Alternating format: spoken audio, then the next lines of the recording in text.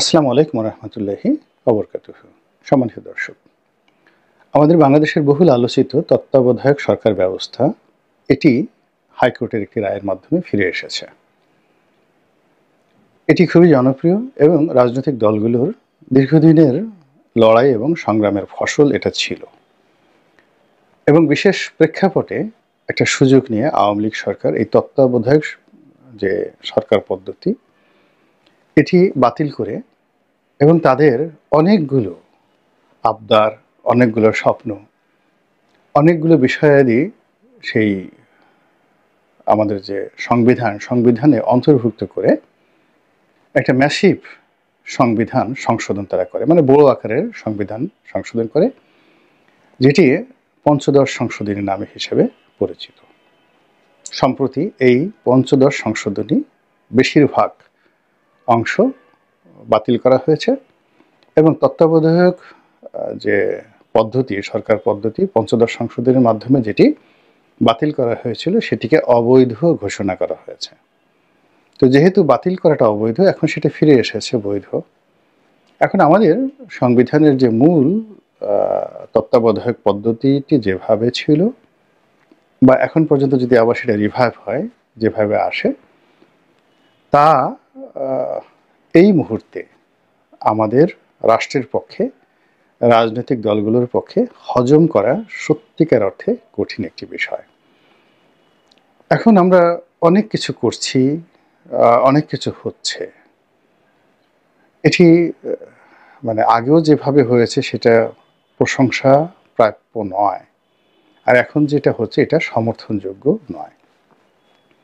বহু আগে সক্রেটিস অথবা প্লেটো, দুজনে যে কোনো একজন এই কথাটি বলে গেছেন। আমি ঠিক একজ্যাক্টলি নামটা বলতে পারছি না। সেটা হলো, আইন হলো একেবারে জালের মতো। এটি প্রভাবশালী ধনীদের জন্য একেবারে জলবত্তরণম, মানে তারা যেভাবে চায় সেভাবে আইন হয়। আর এটি যারা অসহায়, দরিদ্র, দুর্বল তাদের জন্য মরণ ফাঁদ।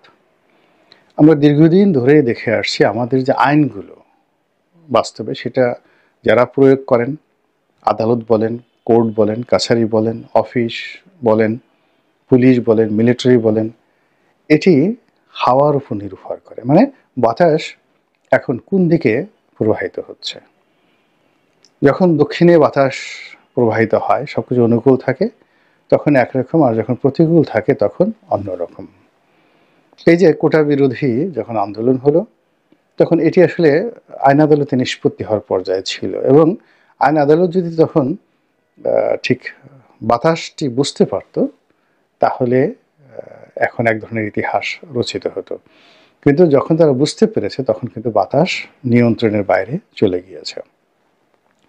তো সেই অর্থে সেই 2006 সন থেকে একেবারে 2024 সন পর্যন্ত আইন আদালতের চাঞ্চল্যকর, বিতর্কিত এবং আপত্তিকর অনেকগুলো বিষয়, নিম্ন আদালতের এবং উচ্চ আদালতের, রাতারাতি অতি দ্রুততার সাথে যেভাবে নিষ্পত্তি হয়ে যাচ্ছে, এই বিষয়গুলো আগামীতে যদি গণেশ উল্টে যায়, দক্ষিণের বাতাস যদি আবার উত্তর দিক থেকে প্রবাহিত হয়ে যায় বা প্রবাহিত হওয়া শুরু করে, দক্ষিণা হাওয়া আর একটা হলো উত্তরের হাওয়া, উত্তর পাড়ার হাওয়া, তখন এই বিষয়গুলো এখন যেগুলো হচ্ছে এইগুলোর কয়টি কিভাবে থাকে এগুলো নিয়ে আলাপ আলোচনা যে হচ্ছে না তা নয়। মূল ব্যাপারটা হলো যে আমরা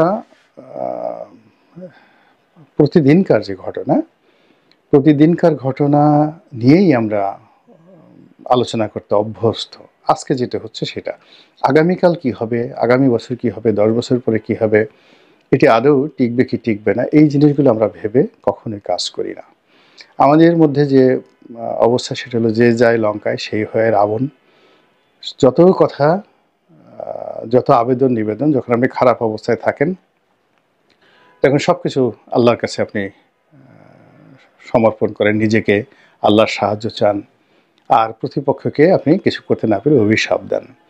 আর যে মুহূর্তে আপনি আল্লাহর দয়ায় কিছু পেয়ে যান বা আপনার বিপদ কেটে যায়, অমনি আপনি ঠিক শরীরে একটা ঝাঁকুনি দিয়ে এমন একটা হুঙ্কার দিয়ে দাঁড়িয়ে যান, মনে হয় না যে কোনো কালে আপনার কোনো বিপদ ছিল এবং আল্লাহর কাছে আপনি কিছু বলেছেন, চেয়েছেন, এটাও আপনি স্মরণ করতে চান না। অনেকে তো আল্লাহকে অস্বীকারই করে বসে, এবং এই কথা আমার বক্তব্য নয়, স্বয়ং আল্লাহ পবিত্র কালামে পাকে এভাবেই বলেছেন যে তাদের অবস্থা দেখে মনে হয় তারা যে কখনো বিপদে ছিল এটা তারা মানে মনেই করে না।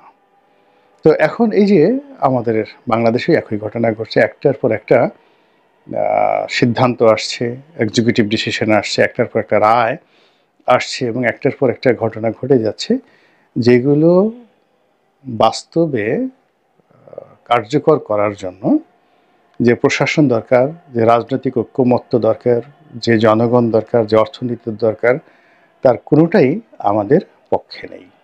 তো এই যে তত্ত্বাবধায়ক সরকার যখন ফিরে এলো, ফিরে আসার পরে আপনি এখন এটাকে কিভাবে কার্যকর করবেন, এখানে দুটো বিষয় ফিরে এসেছে। এক নম্বর হলো, আপনি যদি সংবিধান পরিবর্তন করতে চান এবং বড় আকারে এটাকে পরিবর্তন করতে চান, সেখানে গণভোটের যে বিধান এটি এখানে চলে এলো। তো কাজেই ডক্টর মোহাম্মদ ইউনূস সাহেব এখন সংবিধান সংশোধনের যে তোড়জোড় করছেন, তিনি এটা কিছুই করতে পারবেন না। তাকে এই টোটাল কাজটা করার জন্য গণভোট দিতে হবে, এবং এই মুহূর্তে যে অবস্থা আছে, কোনো গণভোট দেওয়ার মতো যে অবস্থা, এটি অন্তর্বর্তীকালীন সরকারের নেই। তারা সংস্কারের জন্য বলেন, যে কোনো বিষয়ের জন্য বলেন, জনগণের যদি সমর্থন চান, হা না ভোট দেন, বন্য যে কোনো ভোট দেন, সেই ভোটে তাদের পক্ষে জনগণ রায় দিবে, এই জনপ্রিয়তা এখন আর তাদের নেই। দ্বিতীয়ত, এই যে তত্ত্বাবধায়ক যে সরকার পদ্ধতিটি এখন চালু হয়ে গেল, এটি কিভাবে কাজ করবে? প্রথমত যে জটিলতা শুরু হয়েছে, আমরা এই সংবিধানের অনেকগুলো বিষয় অমান্য করেছি। এই অমান্য করাটাকে আপনি সংবিধান লঙ্ঘন বলতে পারেন। এই অমান্য, কিছু কিছু অমান্য রাষ্ট্রদ্রোহ হিসেবে বিবেচিত হতে পারে, কিছু কিছু অমান্য ফৌজদারি দ্বন্দ্ববিধির আওতায় বিচারের পর্যায়ে পৌঁছে যাবে। এরকম অনেক কিছু করা হয়েছে জুলাই আগস্ট বিপ্লবের পরে। এটা না সাংবিধানিক সরকার, না বিচারিক সরকার, না বৈপ্লবিক সরকার, না জনগণের ম্যান্ডেট প্রাপ্ত সরকার। এখান থেকে তাল এনে, ওখান থেকে গোল এনে, ওখান থেকে খাম এনে, ওখান থেকে খাম্বা এনে, ওখান থেকে হাম্বা এনে, সব মিলিয়ে কেমন যেন একটা আলু ভর্তা তৈরি করা হয়েছে। এবং সেই আলু ভর্তা এখন না এটাতে আলুর টেস্ট আছে, না এটাতে চপের টেস্ট আছে, নাথিং। কেমন যেন একটা অবস্থা তৈরি হয়ে গেছে। তো সেই অবস্থাতে যখন এখন তত্ত্বাবধায়ক সরকারের বিধানটি এলো, তাহলে এখন তত্ত্বাবধায়ক সরকার কীভাবে গঠিত হবে? যদি গঠিত হয় তাহলে অন্তর্বর্তীকালীন সরকারের অবস্থা কী হবে? এখান থেকে আমাদের জনপ্রিয় যে অ্যাটর্নি জেনারেল আছেন, তিনি যেটা বলেছেন যে এখানে ডক্ট্রিন অফ নেসেসিটি, এই যে থিওরি রয়েছে, সেই থিওরি অনুযায়ী অন্তর্বর্তীকালীন সরকার সুপ্রিম কোর্টের যে মতামত নিয়ে যেভাবে গঠিত হয়েছে, সেটাকে এখন তত্ত্বাবধায়ক সরকারে রূপ দেওয়া যেতে পারে। তাহলে তত্ত্বাবধায়ক সরকার যদি আপনি রূপ দিতে যান, তাহলে অতীতের যে তত্ত্বাবধায়ক সরকার, সেখানে যে প্রথা রয়েছে, কাস্টম রয়েছে, রাজনৈতিক দলগুলোর একটা ঐক্যমত্য রয়েছে এবং রাজনৈতিক দলগুলোর একটা রিপ্রেজেন্টেশন সেখানে থাকতো। বিএনপির 10 জন, আওয়ামী লীগের 10 জন, সব জায়গার 10 জন। এখন রাজনৈতিক দলগুলোকে যদি আপনি ধরেন, আওয়ামী লীগ তো বড় দল, এখন তত্ত্বাবধায়ক সরকার তাদের রিপ্রেজেন্টেশন থাকতে হবে, দিস ইজ ওয়ান। আর যদি না থাকতে হয় তাহলে এই দলটাকে নিষিদ্ধ করতে হবে। আদারওয়াইজ ছোটোখাটো দল সবাইকে নিয়ে আপনি এই উপদেষ্টা পরিষদ গঠন করবেন অ্যাজ পার কনস্টিটিউশন, এবং কনস্টিটিউশনের বাইরে যে কাস্টম রয়েছে, 3 জোটের যে রূপরেখা এরশাদ পতনের উপর তৈরি হয়েছিল, ঠিক সেইভাবেই বিএনপির কাছ থেকে 10 জন নাম দেওয়া হয়েছে, তারপরে শেষে যাকে বলা হয় আওয়ামী লীগের কাছ থেকে 10 জন নিয়ে তারা এভাবে একটা উপদেষ্টা কমিটি গঠন করলো সিভিল সোসাইটিকে নিয়ে। আর এখানে প্রধান যে ব্যক্তি, তিনি হবেন সুপ্রিম কোর্টের একেবারে সদ্য সাবেক প্রধান বিচারপতি। এখন যদি আপনি হাইকোর্টের এই রায়টা মানেন, অ্যামেন্ডমেন্টটা গ্রহণ করেন, এটা পার্টলি গ্রহণ করতে আপনি পারবেন, আপনাকে পরিপূর্ণভাবে গ্রহণ করবেন। তো পরিপূর্ণভাবে গ্রহণ করলে এখানে ডক্টর মোহাম্মদ ইউনূসের অন্তর্ভুক্তি সেটা তো এই সংবিধান অনুযায়ী হবে না, এই রায় অনুযায়ী হবে না। এখানে সুপ্রিম কোর্টের প্রধান বিচারপতি যিনি আছেন, একেবারে সর্বশেষ প্রধান বিচারপতি, তিনি তো সেই শেখ হাসিনার জামানার প্রধান বিচারপতি। তো এটাকে আওয়ামী লীগ বিএনপি কখনো মেনে নেবে?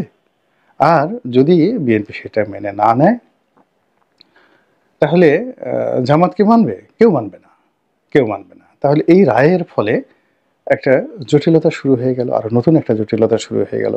বরং এই সরকারের সাথে তত্ত্বাবধায়ক সরকার, আবার তত্ত্বাবধায়ক সরকারের সাথে বিএনপি আওয়ামী লীগের একটা দ্বন্দ্ব, সব মিলিয়ে এরকম একটা বিশৃঙ্খলতার পরিবেশ তৈরি হয়ে গেছে যে এটা মানে আমার মতো একটা ক্ষুদ্র মানুষ, আমি এটার কোনো ওয়ে খুঁজে পাচ্ছি না।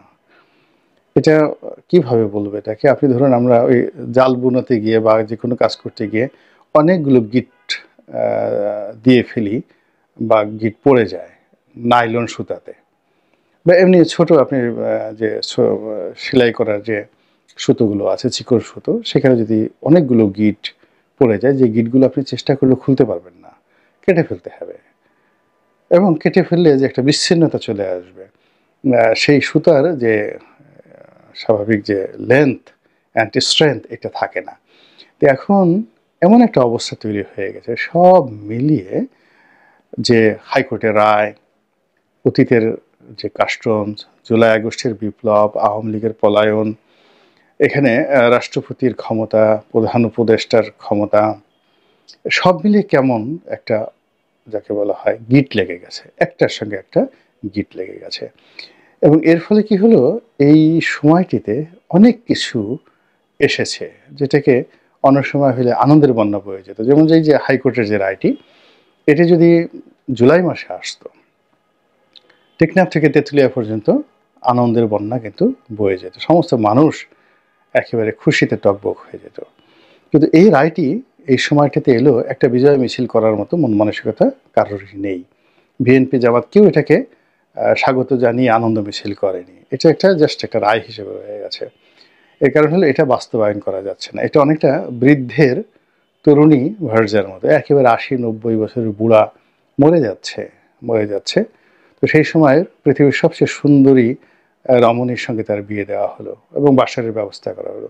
বুড়ার তখন মরণ যন্ত্রণা, সে কি করে এটাকে ভোগ করবে? তার এই শিশু মানে তার এই যে তরুণী ভার্যা স্ত্রী, এটি তার জন্য একটা বিশাল লায়াবিলিটিস হয়ে যাবে। সে লোহাতুর হবে, তার বেঁচে থাকার আকাঙ্ক্ষা জাগবে, কিন্তু মৃত্যু তো তাকে ডাকছে।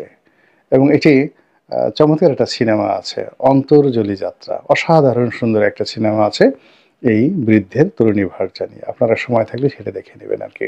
তো একইভাবে এখন বাংলাদেশের যে সমস্যা, চলমান সমস্যা, ১ নম্বর সমস্যা আইন শৃঙ্খলা রক্ষা করা, ২ নম্বর সমস্যা অর্থনীতি, ৩ নম্বর সমস্যা কর্মসংস্থান, ৪ নম্বর সমস্যা হলো রাজনৈতিক দলগুলোর ঐক্যমত্য। সব মিলিয়ে এই সমস্যাগুলোর মধ্যে আমরা এতটা ঘূর্ণিঝড়ের মতো ঘূর্ণির পাকে ঘুরছি, শুধু ঘুরছি আর ঘুরছি। আর সেই ঘূর্ণির মধ্যে হঠাৎ করে তত্ত্বাবধায়ক সরকারের যে বিষয়টি এলো, সেই বিষয়টি আমাদের জন্য আনন্দের বার্তা এই মুহূর্তে বয়ে আনেনি, বরং চলমান সমস্যার সঙ্গে আরও এই রায়টি এই প্রশাসনের জন্য, রাষ্ট্রযন্ত্রের জন্য, ডক্টর মোহাম্মদ ইউনূসের জন্য, আন্দোলনকারীদের জন্য, রাজনীতিবিদদের জন্য একটা অতিরিক্ত বার্ডেন হয়ে দেখা দিল।